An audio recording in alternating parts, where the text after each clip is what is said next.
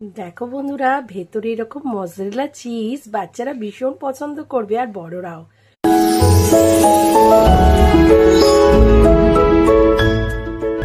বন্ধুরা, আজকের রেসিপি একদম দেশীয় জিনিস দিয়ে বিদেশি স্বাদ। কিভাবে বানাই জানতে হলে থাকতে হবে আমার সাথে।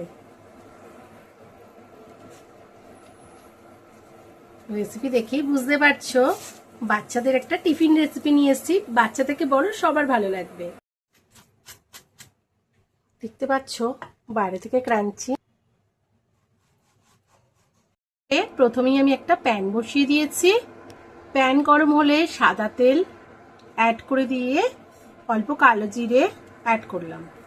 ফোড়ন থেকে সুঘ্রাণ এলে আমি 2 থেকে 3টে কাঁচা লঙ্কা আর আদা 1 ইঞ্চির মতো গ্রেট করে দেওয়া আমি অ্যাড করে দিলাম। দিয়ে একটু নাড়াচাড়া করে নেব।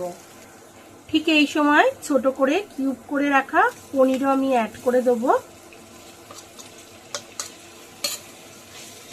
এবং একটু নাড়াচাড়া করব। এর মধ্যে পরিমাণ মতো নুন অ্যাড করে দেব। ফ্লেমটা মিডিয়ামে রাখবো। দিয়ে একটু হালকা নাড়াচাড়া করে রং ধরানো পর্যন্ত ভেজে নেব। হালকা রং ধরে গেলে আমি ক্যাপসিকাম কুচি করে রেখেছি একটা মিডিয়াম সাইজের, সেটাও অ্যাড করে দেব। দিয়ে এর সাথে নাড়াচাড়া করব।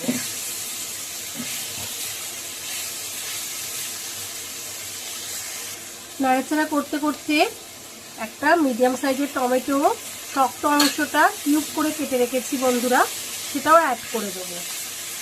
সম্পূর্ণ অপশনাল, তোমরা তোমাদের পছন্দের মতো ভেজিটেবলস অ্যাড করতে পারো। আর ফ্লেভারও আমি যে ফ্লেভারে করছি একবার বানাবার অনুরোধ রইল। এইভাবে দেশি ফ্লেভারে বিদেশি রান্না কেমন লাগে একবার দেখো। বাচ্চারা তো বায়না করে, তো এরমভাবে বানিয়ে দেবে হাতের কাছে থাকা জিনিস দিয়ে। দেখবে বাচ্চারা বাইরে থেকে পিৎজা ট্যাকো খাওয়ার বায়না আর করবে না। নাড়াচাড়া করতে করতেই 1/2 স্পুনের মতো গরম মশলা গুঁড়ো আমার বাড়ির তৈরি আর কাসুরি মেথি অ্যাড করে দিলাম। বন্ধুরা, আমি কিন্তু গরম মশলা গুঁড়োর ভিডিও, মানে গরম মশলা কীভাবে বানাই আমি বাড়িতে, এর ভিডিও তোমরা চোখ রাখবে আমার চ্যানেলে। আমি খুব তাড়াতাড়ি শেয়ার করব। নাড়াচাড়া করতে করতে শত শেষে বেশ কিছুটা ধনেপাতা কুচি অ্যাড করে দিলাম। দেওয়ার পর আবারও ভালোভাবে নাড়াচাড়া করে নেব এবং এই ফিলিংটা বা ধরো এটা বানানো হয়ে গেল পনিরের সবজিটা। এবার আমরা একটা পাত্রে ঢেলে রাখবো। ওই একই প্যানে একটা বানানোর রুটি রাখলাম। আমি টাটকা রুটি বানিয়েছি, রুটি বানানোটা দেখাইনি। অল্প জাস্ট অয়েল অ্যাড করে, মানে তেল অ্যাড করে আমি ময়ন দিয়ে বানিয়েছি, একদমই 1 চামচ, তো আর কিছু দিইনি। তো এইটা আমি রুটিটা দিলাম। দিয়ে এর মধ্যে আমি 1 স্পুনের মতো টমেটো কেচাপ আর 1/2 স্পুনের মতো মেয়োনিজ অ্যাড করে দিলাম। দিয়ে দেখো একটা সস মতো বানিয়ে নিলাম। নিয়ে পুরো জায়গাটায় একটা স্প্রেড করে দিলাম। দিয়ে আমি যে পুরটা বানিয়ে রেখেছি সেই পুরটা কিছুটা পরিমাণ অ্যাড করে দিলাম। একটা সাইডে অ্যাড করব। এইবার আস্তে আস্তে এর মধ্যে, আর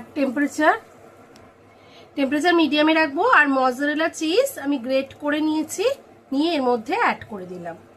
এইবার দিয়ে আস্তে আস্তে